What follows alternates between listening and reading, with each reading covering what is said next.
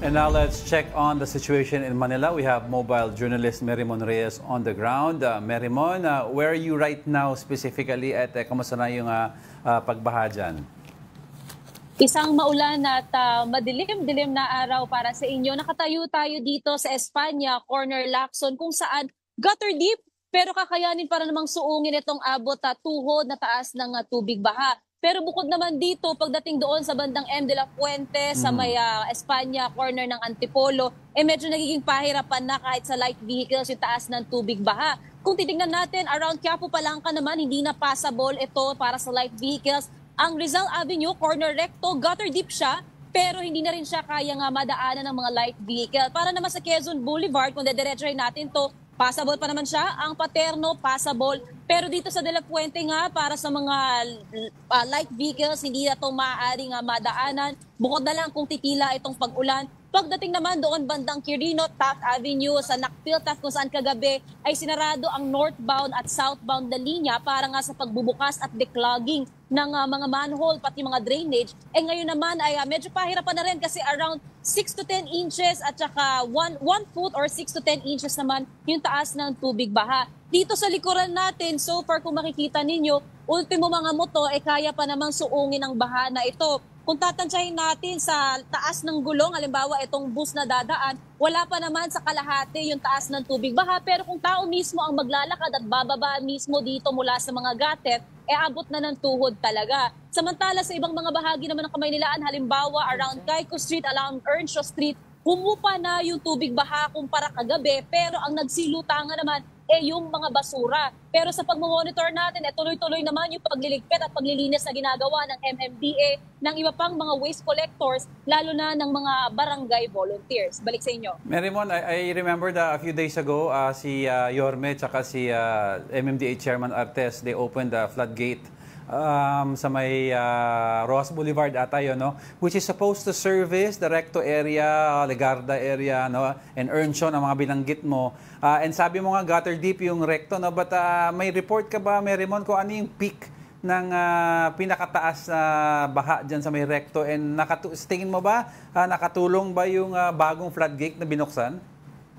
Yung pagdating doon sa floodgates plus yung manholes and drainages na binuksan nga kagabi at declogging, posibleng makikita natin yung epekto sa mga susunod pa na araw. Hindi pa kasi naglalabas ng status report din ng Manila LGU tungkol dito, pero nakita natin kagabi na sila mismo hinihigupan nila itong mga drainages. Okay. Pagdating doon sa flood waterways kasi plus yung iba pang drainage system sa paligid ng Maynila, interconnected kasi ang mga ito. Pero isa kasing dilema pa dyan, bukod kung malilinis man itong mga drainage systems natin plus yung flood waters, yung pagkakabara ng mga basura sa iba't ibang mga kanal. Kaya base rin sa mga nakausap natin dito nga mga residente, yung iba na mga stranded, napapasok daw sana sila ng trabaho, kaso biglaan nga rin nagkaroon ng last minute na suspension ng kanilang pagpasok, pananatiling pahirapan talaga ang kanilang pag-uwi. Pero ito ay habagat pa lang, may low pressure area pa lang tayo nga minomonitor sa loob ng Philippine Area Responsibility, kaya sila, ang concern nila sa mga susunod pang linggo, pag may pumasok na raw talaga na mga bagyo, mas pahirapan daw para sa kanila.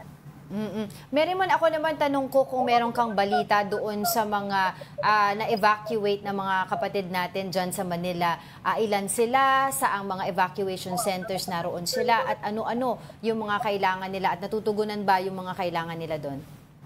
Angela, ayon sa Manila DRMO, around the kaninang madaling araw nagkaroon ng pagre-rescue sa may Duple Street, kung saan ilang residente yung tinulungan nilang i-evacuate at inilagay sa pinakamalapit muna na maaari nilang masilungan. Ilan sa mga common na pangangailangan nila ngayon ay mga damit dahil malamig, kumot at pati pagkain. Kasi ang tansya nila, posibleng sa mga susunod na oras, lumala pa yung pagbuhos ng ulan, kaya maaaring maging pahirapan pa ang pagbalik ng mga residenteng ito sa kanilang mga tirahan. Pero bukod naman dyan, wala pang ibang na ire-report na mga rescue operation dito sa paligid ng Maynila, pero nananatiling nagmo-monitor 24/7 ang Manila DRMO kung sakali nga na magkakaroon ng aberya. Yung nakausap din natin around na barangay 450, 414, nananatili rin daw silang on standby kasi itong likuran natin, halimbawa ito, meron pang nakakadaan na motor, kung sakali man na mangyari na tulad kagabi, hindi na maaaring isuong ang mga motor, lalabas na ang mga bangka mula sa mga barangay at tutulungan nila, even yung mga makeshift bangka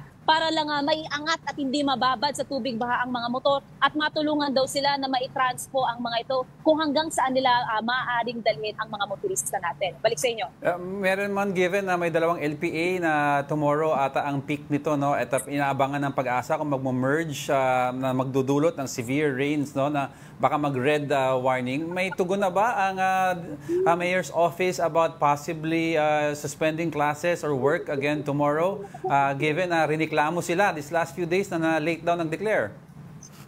Totoo yan, Angelo. Actually, isa sa pinakasinasabi din ni Manila Mayor Isko Moreno, kahit suspended yung klase ngayon, hinihikayat niya pa rin daw ang mga guro kung maaaring gumawa na lamang ng online classes or alternative modes of delivery for learnings daw. Kasi raw nasasayang din naman yung araw. Pero ang sinisiguro niya, sa pagmamonitor nila plus Manila DRMO plus Pag-asa, susuguruhin naman daw nila na magbibigay sila agad ng advisory kung sakaling magkakaroon ng suspensyon ng klase, even ang government offices sa mga susunod na araw. Balik sa inyo. So far, dyan sa kinatatayuan mo, Merrimon, may mga natatanong ka ba dyan ng mga pasaherong stranded or apektado ng kanilang mga pagbiyahe? Dahil yesterday, if you can remember, ang dami, no, mga 5, 6, 8 oras na sa kalsada at talagang stranded sila dyan. Kahit pa paano, Angela, northbound and southbound, mayroon pa rin namang mga PUVs, mga jeep, mga bus, ito sa likuran natin, mga mga pribadong sasakyan. Dito sa bandang Espanya Boulevard naman, papuntang Padapitan, may mga truck din, may mga bus, may mga jeep. Even itong mga tricycle nasa paligid natin na maaari pa namang sakyan ng ating mga kapatid out there. Pero ang yung ilan sa nakausap natin, may nurse din tayong nakausap kanina.